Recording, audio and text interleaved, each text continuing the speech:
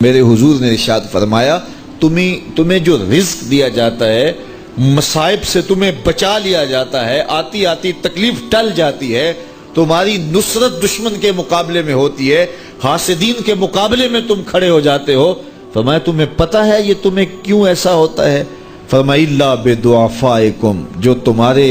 معاشرے کے کمزور لوگ ہیں جن کی تم نے مدد کی، فرمایا ان کی دعاؤں کا نتیجہ ہوتا ہے۔ ان کے اٹھے ہوئے ہاتھ اللہ کبھی خالی نہیں موڑتا ہے۔ اس لیے لاچار لوگوں کی، دکھی لوگوں کی، بے بس اور بے آسرا لوگوں کی مدد کے لیے کھڑے ہو جایا کرو۔ وہ کسی نے کہا تھا کہ بڑوں کی بڑی بڑی خدمتوں سے وہ سکون نہیں ملتا جو چھوٹے چھوٹے لوگوں کی چھوٹی چھوٹی خدمتوں سے مل جاتا ہے۔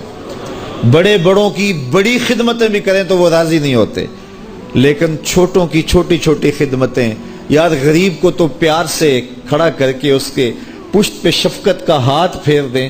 تو وہ سارا دن خوشی سے گزار دیتا ہے کہ آج جو ہے وہ فلاں صاحب نے مجھے تکریم دی ہے، مجھے عزت دی ہے۔ تو میرے حضور نے فرمایا کہ تمہاری جو مدد ہوتی ہے اور رزق دیا جاتا ہے، یہ تمہارے کمزوروں کی وجہ سے اللہ تعالیٰ تمہارے اوپر کرم فرماتا ہے۔ اچھا، ایک اور ذریعہ رزق کے اضافے کا حضرت عبداللہ ابن مسعود رضی اللہ تعالی عنہ کی مرویات سے۔ یہ حضرت عبداللہ ابن مسعود جلیل القدر صحابی ہیں،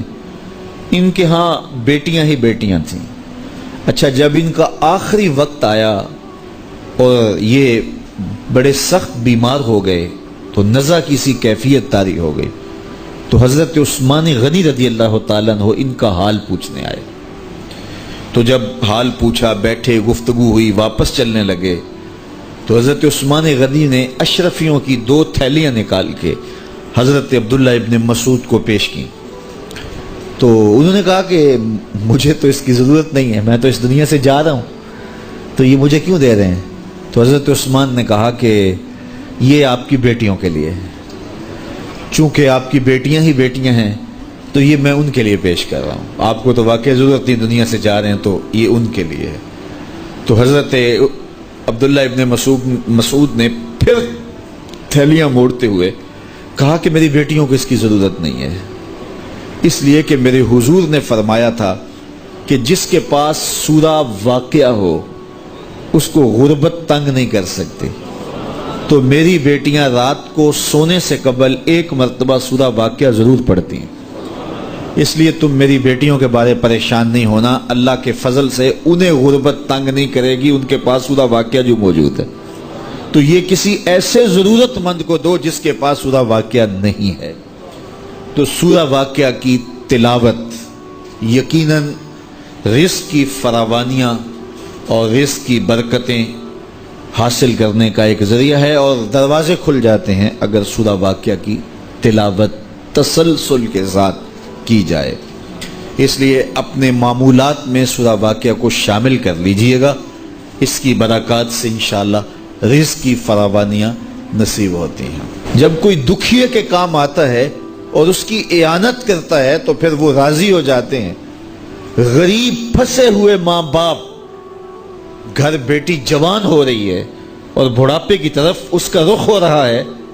اور ان کے پاس ہمت نہیں ہے کہ ان بیٹی کو اٹھا سکیں،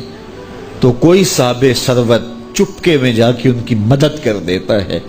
کہ تیری بیٹی میری بیٹی ہے اور اس کو تو نے گھر کی دہلیز سے اٹھانا ہے، تو پھر وہ ایک دم خوش ہو جاتا ہے اور آسودہ ہو کے اس کا انتظام کرتا ہے اس کی شادی کا۔ تو کوئی جانتا ہے کہ اس بوڑھے ماں باپ کے دل سے کتنی دعائیں نکلتی ہیں